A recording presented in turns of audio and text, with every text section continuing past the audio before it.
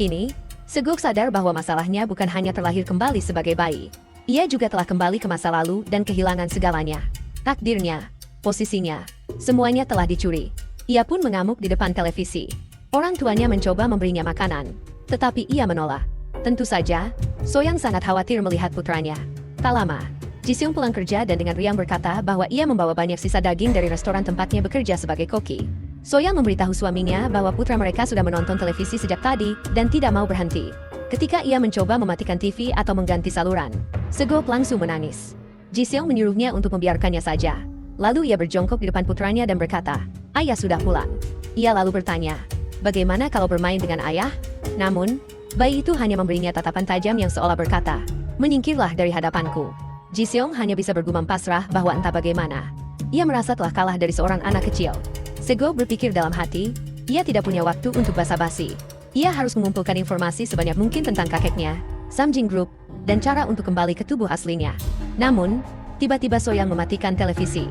Soyang berkata bahwa putranya belum makan seharian dan perlu istirahat. Tentu saja, Segok langsung menangis sejadi-jadinya. Dalam hati, Segok meratap. Apakah mereka sadar betapa kerasnya ia berjuang untuk mengamankan posisinya sebagai penerus? Ia tidak rela kehilangan segalanya dan menyerahkannya kepada Taegok begitu saja. Ia harus merebut kembali apa yang menjadi haknya. Sementara itu, Soyang hanya bisa menasihatinya dengan lembut untuk menjadi anak yang baik. Mereka harus beristirahat sekarang. Ia bisa menonton televisi lagi besok. Segok berpikir, mungkin karena kini ia terjebak dalam tubuh bayi, ia merasa dirinya semakin bodoh. Emosinya menjadi labil, pikirannya dangkal, dan yang paling memalukan, setiap kali wanita yang kini ia panggil ibu itu menepuk punggungnya, ia menyerah pada kantuk tanpa perlawanan. Akhirnya dia tertidur. "Ya," ujar Jiseong lega. Ia menambahkan bahwa putranya pasti sangat lelah hari ini. Namun, Soyang menyahut dengan nada khawatir. Ia cemas karena putra mereka sudah hampir berusia 1 tahun.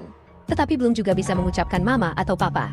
Satu-satunya hal yang menarik perhatiannya hanyalah berita di televisi.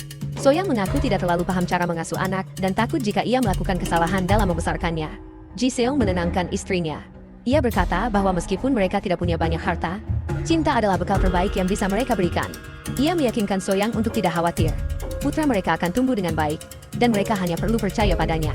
Namun, beberapa hari kemudian, Segok merasa telah tertipu oleh takdir. Ia menghabiskan hari-harinya dengan diam-diam menonton berita sambil berpura-pura tidur. Tetapi tidak ada satupun informasi berguna yang ia dapatkan. Dunia terus berputar seolah tidak terjadi apa-apa. Sementara ia masih terperangkap dalam tubuh bayi yang tak berdaya.